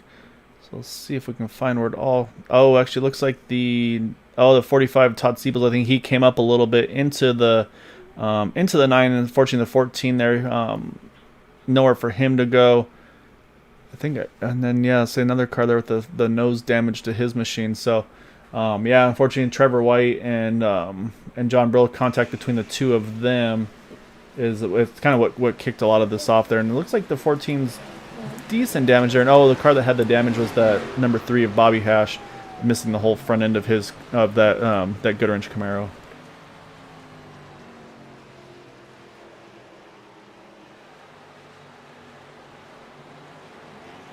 Alright, so now I'm curious to see what happened with... Oh, I just missed it there. So I was curious what happened to Matt Wagner here. Looks like just contacted... Oh, actually, no, I think... Oh, that's weird to say. I think maybe either a mental mistake or something happened there. Say Matt won't be happy that I saw that, but able to get away with that. Say, I mean, unfortunately, his race kind of came undone out of his control anyway there. And trying to see if I can catch Dale. I don't know if you saw... If we've got the lucky dog yet come by. Oh, there he goes, Todd Merkel. Todd's going to get back onto the lead lap, so it's going to bring us back to 20 cars here. Say same thing for Todd. Say he lost the lead pack through the pit stop cycle, so I say it's going to give him an opportunity here to try to rebound and get a solid result for himself as well. I'm excited, man. I really am. We talked about Chad Wilkes being the only leader in the top 10. He's now up to 5th from 8th. The teammates of Jim Brooks and Bud Steele are broken up. Travis Turnmeyer is going to start behind Jim Brooks now. I'm really excited to see how this turns out. Yeah, so now that's actually a really good point here, Dale. What do you do if you're Jim Brooks, Bud Steele? I mean, we've seen it before where we've seen teammates where like the leader will actually take the outside and then just leave maybe a fraction of a second before the teammate there to try to clear him in through the trial or before turn 1, basically. So I'll be curious to see, do Jim and Bud, do they try to do a little bit of strategy, or do they say, hey, let's just all stay on the inside, let's just stay where we are and try to maybe have it kind of go down to between the one of the two of us. But I mean, we've seen the inside just so dominant here. I feel like it's going to be hard to want to give that up for Bud Steele as well. So it's going to be all about the restart here. They're going to have to try to be really quick on the draw. If I believe Jim and Bud probably in the same Discord channel, so I think there'll probably be some team communication between the two of them as well. So we're going to find out as the lights are off in the pace car. This will be the first attempt of a green-white checkered here. So you see Bud actually does, Bud is like, no, I don't want to go to top line here. I want to stay on the inside, but eventually he has to give. We'll jump to the outside line here. So you're right, though. 76.6 on the front row, 51.101 on the second row. Third row is going to be the 17 and the 55. And so, yes, I mean, you got two of those, the Team Mad Dogs there in that 4th and 6th position. So, I mean, they can try to lock on to one another here. But then, I mean, we talked about Matt Quick. He's still in contention with this one. Got forced to the outside. He'll get the inside line on this restart. And yeah, I'll say if we can get to the white flag here, we'll race back to the finish. If a caution comes out before they get the white, there will be 2 more attempts of a green-white checkered finish. Yeah, Jim's got to start on the bottom with Travis Turnmeyer. Travis is just so good on the restarts. I mean, I think you got to do what you can to prevent him getting a run. Yeah, it's a tough. You're kind of between a rock and a hard place, really. I mean, you obviously you want to try to work with your teammate here, but you feel like this is probably your best chance to be able to get the win. But again, though, with this new package here, I mean, if Travis can get to the outside of the 76 car, kind of do that, stall him out on the side draft. I mean, it's gonna be interesting to say. There's gonna be a lot of potentials here of who's gonna wind up with it. So I mean, that's the only one way we're gonna be finding out here.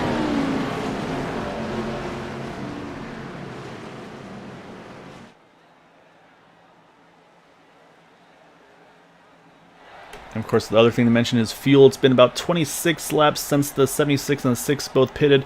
So they had a lot of cautions to save, but of course I'm sure it's a concern, as it looks like Jim goes very early there. And I think that's exactly what we just talked about. I think they're going to try to get Bud Steele sliding right behind that 76 car. And I think that strategy worked perfectly with the 2 of them there. They did. I think that's a job well done to try to help each other out here. Yeah, that's what they have to do. The 101's got to stay to the outside of Travis Turnmeyer and slow him down, slow the 17 down, and that's not going to happen. The 51 and 17 is going to have a huge run here in a second. Yeah, so this is that danger of getting too big of a draft, or too big of a lead, I should say. So now it's going to be all about the run that the 51 can get. But you can see, actually, they stalled out a little bit. The 51 stayed inside. That's going to open the door for the 17 of Chad Wilkes. He's going to jump to the top. He's got Matt Quick now, though. Matt Quick stays to the inside line. So right now, 2x2, the 17 is going to have to fall back into line here. So now with that 76 and 6, though, what they're hoping to see here is they want to see this white flag come out, and it looks like they're going to get there. So this will only be the 1 attempt of a green-white checker. White flag 1 to go here at Daytona. Right now, Jim Brooks leading Bud Steele, Travis Turnmeyer, Matt Quick, and Chad Wilkes. Very, very, very tough competition behind him right now. He just needs to stay focused, keep doing what he's doing, and he's going to be all right. Yeah, he's just basically got to work with Bud Steele. Say Bud's going to be basically his best friend. And what Travis is going to have to do here, I think we'll probably see here. We'll try to get a look here, see if Travis drags back to the 89 of Matt Quick or not. So you can see the kind of the momentum is shifting. You see the 51. He's going to jump to the top side here. Matt Quick's going to go with him. You see the movements starting to happen here. He gets to the outside of the 6 car. Now the question is, you see Bud Steele. He's going to try to side draft him as well to slow that pace back down. I think this is going to open the door for Jim Brooks. Yeah, Jim's got plenty of room here. He's going to get the win. The fight's going to be for second. I think Bud Steele just edged out Travis Turnmeyer there for that spot. Matt Quick, I think, is going to bring it home in fourth. Chad Wilkes of top 5. We saw some trouble at the back there coming to the finish line.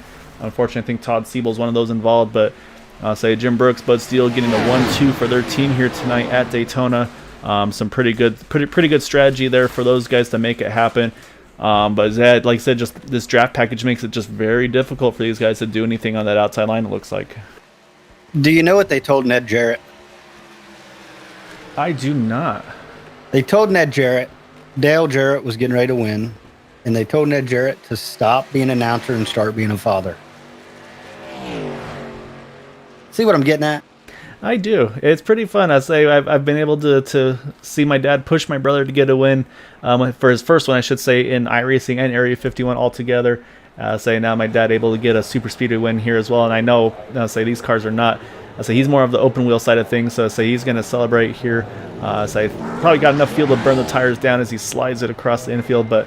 Yeah, I mean it's cool to see. I say obviously plenty of bias there, but good teamwork though by him, Bud Steele. It's a lot of fun to see.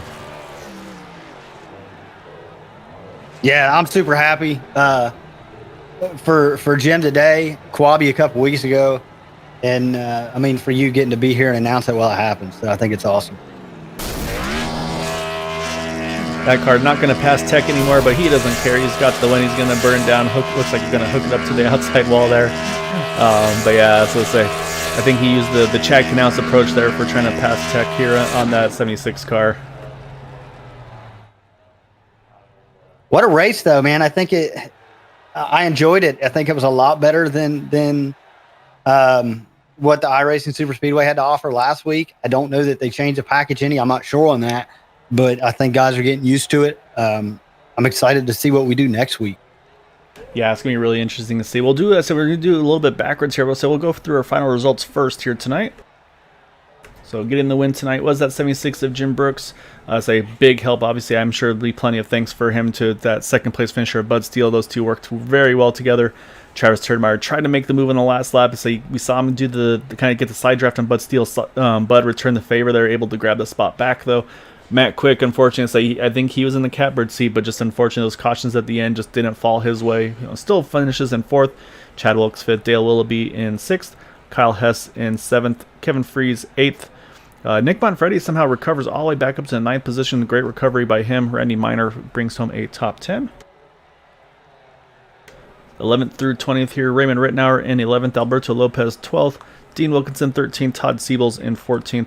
Mark Brown 15th. Mark Brown, 15th. Greg Forsythe 16th. Todd Merkel 17th. Gabe Butler, not the night he was looking for. He finishes in 18th. Kevin Hatch 19th. John Brill in 20th. And then, unfortunately, all these drivers 1 or a lap more down. Just things did not go their way tonight for one reason or another. Bobby Hash in 21st. And you got Trevor White, Michael Spell, Quabi Brooks, Matt Wagner. I mean, I think Matt was in the catbird seat there. Just unfortunately, that pit stop cycle really cost him there with that incident after the pit stops. So, I mean, he's got to keep his head held high, though. That was a really strong run for him tonight. Just wrong place, wrong time with that incident. You got Eric Lurie, Charles Johnson, one of the ones that did not want to ride on the inside line. He definitely was going to use that side draft to his full advantage. He got caught up in that same incident as well. And you got Robbie Richards, Mitchell Wilkes, and Paul Patterson rounding out the field this evening. All right, so with that, we're going to have some happy drivers and probably some a little bit disappointed drivers. So we're going to start off with the 51 here. That is Travis Turnmeyer. Hunt him down here. We'll pull him in. There he is. All right, so we're going to bring Travis in. Travis started on the 5th position, brings it home in 3rd. We saw you control a big chunk of this race. I mean, you were up front there pretty much from the get-go. But, man, just this draft package just isn't what you guys are. I mean, what any of us, I really feel like are accustomed to. It seemed like it was maybe a little bit racier tonight than iRacing Superspeedway, but it's a whole different animal for what you got to do on track here to try to get a good result. Yeah, you got to really work your butt off to do anything. We're all still just trying to figure it out. Any other time, that move I threw coming down the back straightaway would have got me a win. But you see what happened. Yeah, I mean, obviously the side draft is definitely much more potent. You can really side draft now, but the problem is it seems like it's just the side draft. I mean, I think that actually does play a big role in these races now. I think it brings a lot to it, but it seems like just the lack or that bubble that we talked about before. It seems like the bubble is really what kind of is really hurting these cars, and to be able to make the moves that like I said that we're kind of accustomed to seeing, that like what you said, that you feel like is the winning move to make in these final runs here. So. I say obviously only a couple of races in, I think 2 now for the Area 51 League at least on it. Is there anything that you've maybe learned between last week and this week that of what might be the thing to do in the future? Oh, not yet. We're still trying to put this package together and see what we can come up with. You know, if you can stay inside that, right, for the first half of the race up there, you know, we were pretty well locked in single file, and it was relatively easy to stay up on the bumper and throttle it, you know, 3/4, a quarter, 3/4, a quarter. But once you break out of it, it's so hard to get back in it. I don't know. iRacing's really got to change some stuff around right now. Yeah, so I wouldn't be surprised. So we talked about that last week about maybe see a future update to the build. So always, I mean, we know they always are kind of tweaking and adjusting. So obviously this is the most current iteration. We'll see what changes from it, but obviously, like I said, it definitely has changed the racing standpoint of it. So I mean, still, as like I said, it's when Dale and I are mentioning, it's like going to be some drivers are going to be like happy with the results, but obviously some that aren't going to be happy just because of not having kind of the opportunity that you feel like you might have normally had with the old package here tonight. So like I said, it's going to be definitely some learning to do though, but. Again, still a great result for you though, with in that 3rd position here tonight. So yeah, definitely want to give you the floor. Any thanks, shouts you'd like to give for that run tonight? I just put a good clean run together, and that's what we had to do tonight. Yeah, that's Kept the car clean and come out with a podium finish. yeah. Had Matt Quicker. He had my six. Gotta give a shout out to him. He's right with me. He's going to try to push me there if we can get there. So we'll come back next week and see what we can do again.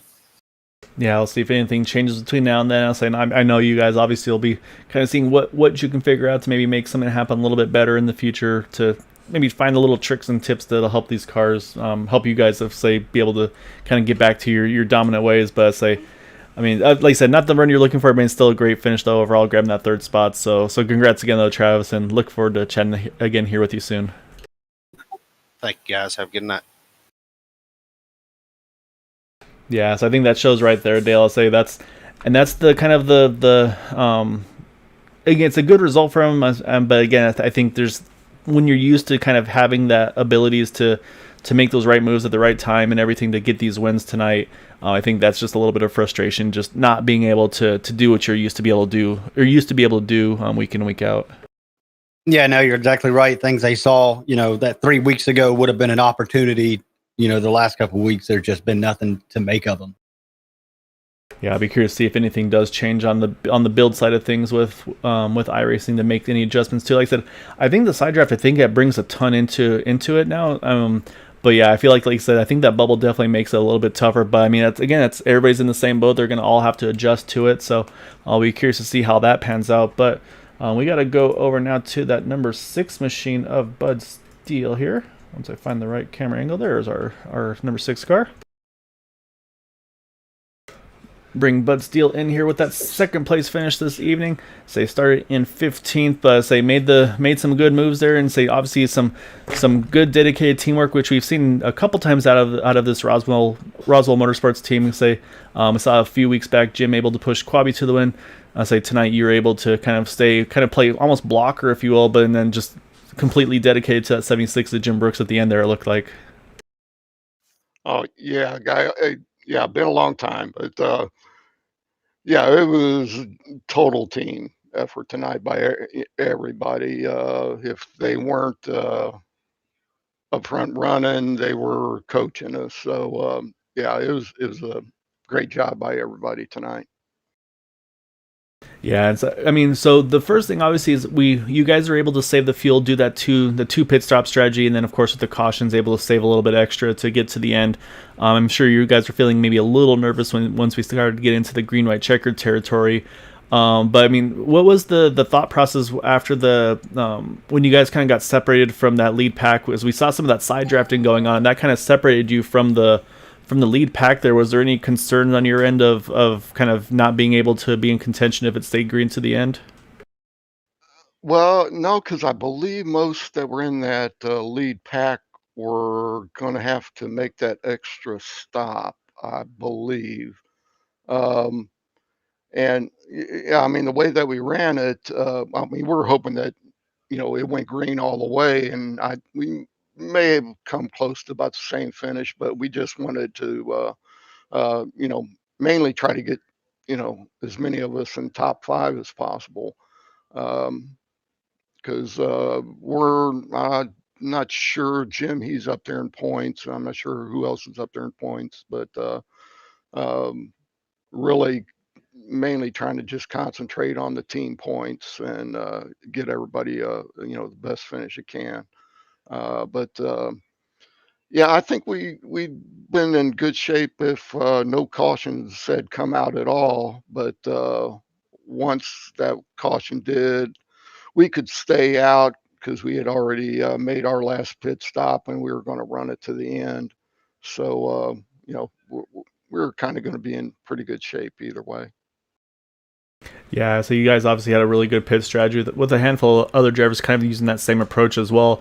So we saw towards the last part of the last lap, basically. So we definitely saw some of that side drafting come into effect. We saw Travis kind of try to stall you out a little bit on your right rear. You're able to kind of get back to his left rear to pull yourself back into that second position before the line there. How big of adjustment has it been to be able to work that side draft compared to normally when you don't really have that as big of a factor there?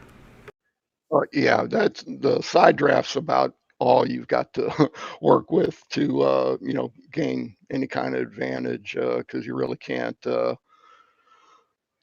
draft up as tight and get the pushes and runs that we were getting. So, yeah, the side draft's pretty strong. And yeah, it does work both ways. So, if somebody gets to you early, you try to get to them later and, hope for the best. But yeah, I was talking to Travis. And yeah, when he pulled up there and got on me, oh God, it felt like the thing, some was dragging. But you just got to keep playing it, either way.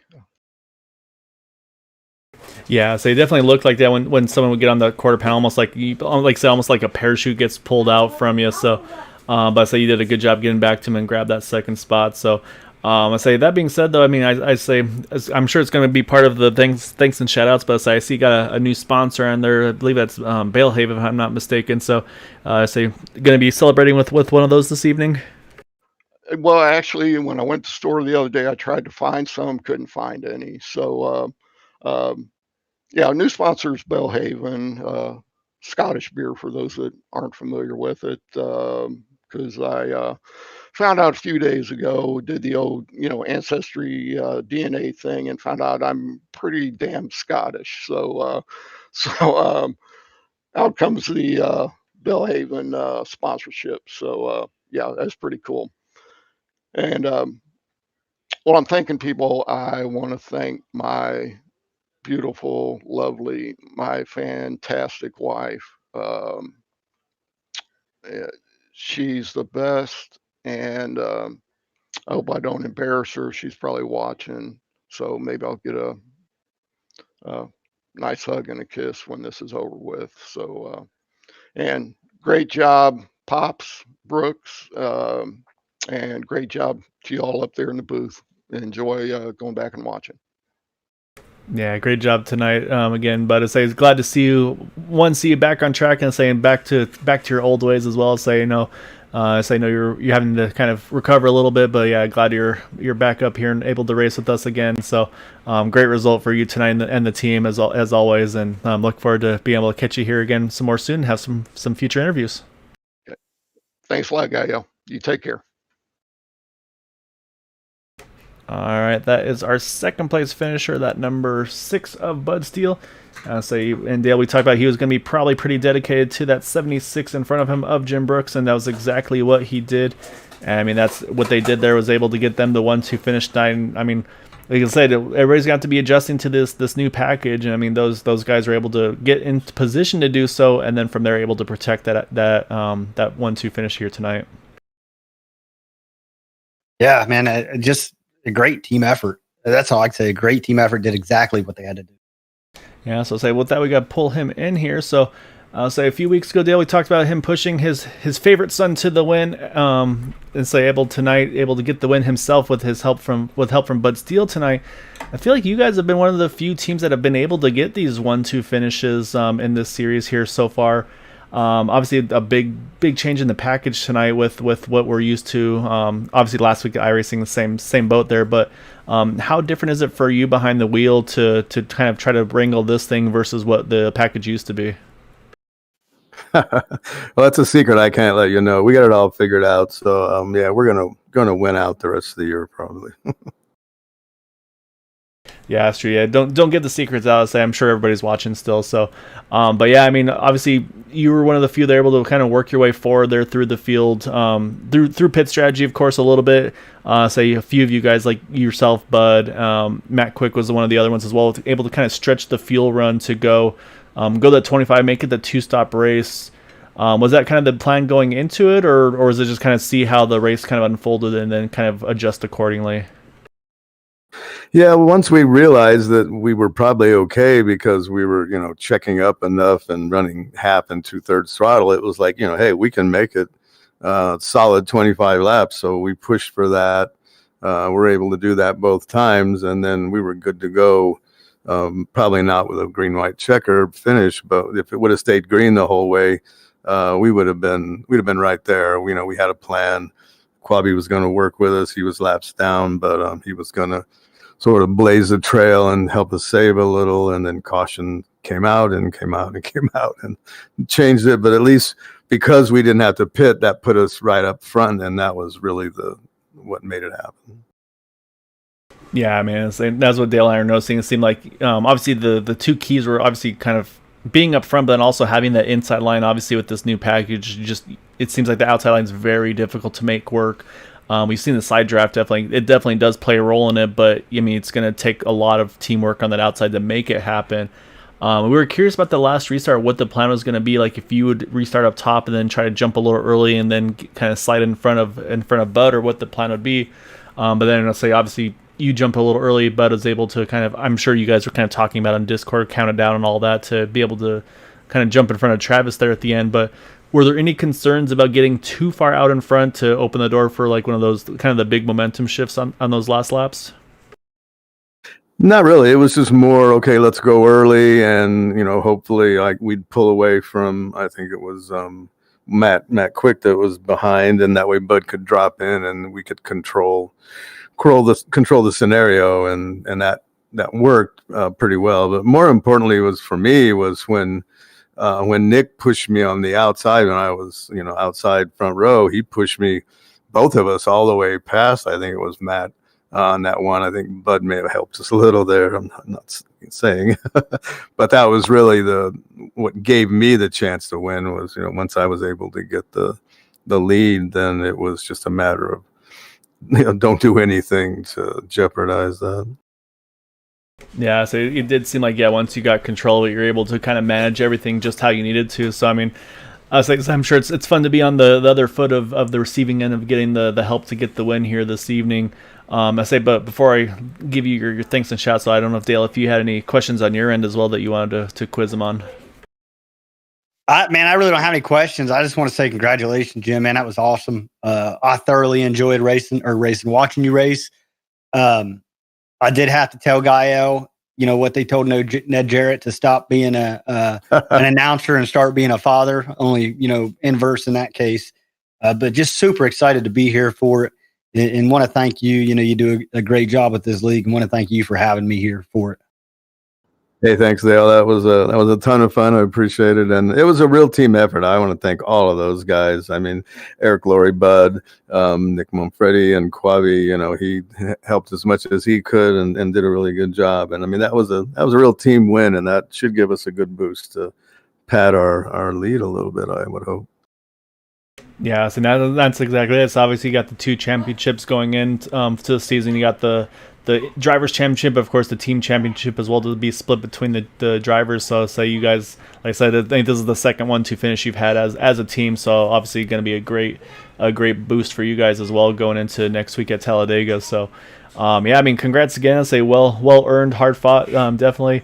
And look forward to seeing some future ones. I know we'll be catching you, of course, on Tuesday for the Indy cars. And enjoy this one, and I'll say we'll be bugging again here soon, I'm sure. All right, thank you guys for covering it. Appreciate it. All right, Dale, that is our race winner tonight. I say we did go over the final standings already. Trying to switch different orders, see if it makes things any different or not. Hopefully, feel free to give input if you prefer the standings at the end or before the interviews or after. Like I said, Dale, it's gonna be a kind of a real mixed bag on I think what the feel is for these guys. I think it definitely has changed the playoff game, the super speedway game of how do you want to race these races. I mean, we've seen kind of the Matt Quick and Travis Turnmeyer and those guys kind of control and just dominate these races, but this new package has really kind of shifted I wouldn't say shifted away from them, but it's definitely made it tougher for them to be able to control it like they have usually. You're absolutely right. Like I said during the broadcast, during the race, I really think Charles Johnson found something today. So I'm excited to go to Talladega next week and see if he can improve on that. Maybe some other drivers noticed what he was doing. But I watched him do it twice in a row on two drivers, and it was just working perfectly for him. Yeah, saying I think people probably saw that and said, okay, we're gonna need to learn and adjust to it too. I mean, and we saw a few drivers do it at the end. I mean, we saw Travis try to pull a little bit of slide draft on Bud Steele there, and then Bud able to grab back to him as well, coming to the line there through the tri-oval. So definitely, I think, yeah, like I said, I think the drivers are aware of it. I think we're going to see it probably a little bit more aggression as well with the slide draft in the future. But I think it's just all going to be also about kind of like they're saying, kind of getting within that bubble, like Travis was talking about. Because once you get there, it seems like it's pretty good. But it's just breaking through that little bubbles where the trouble begins. And then of course, once you are there, it seems like the cars are just a little more difficult to line up than usual. So it's gonna be interesting. I say that's why we're here. Say, like I said, we're this was already race number 5, if I'm not mistaken. So only got a few more races before we get the 3-race playoffs scenario. So it's gonna be interesting to see how it all shakes out. Say again, I think new winners first on these first 5 races. So we'll see if we can get 6 in a row. Yeah, I mean that's exactly where it's going to matter is going into the iRacing Superspeedway on May 2nd. You know, the start of the chase. 8 drivers are going to be in that chase.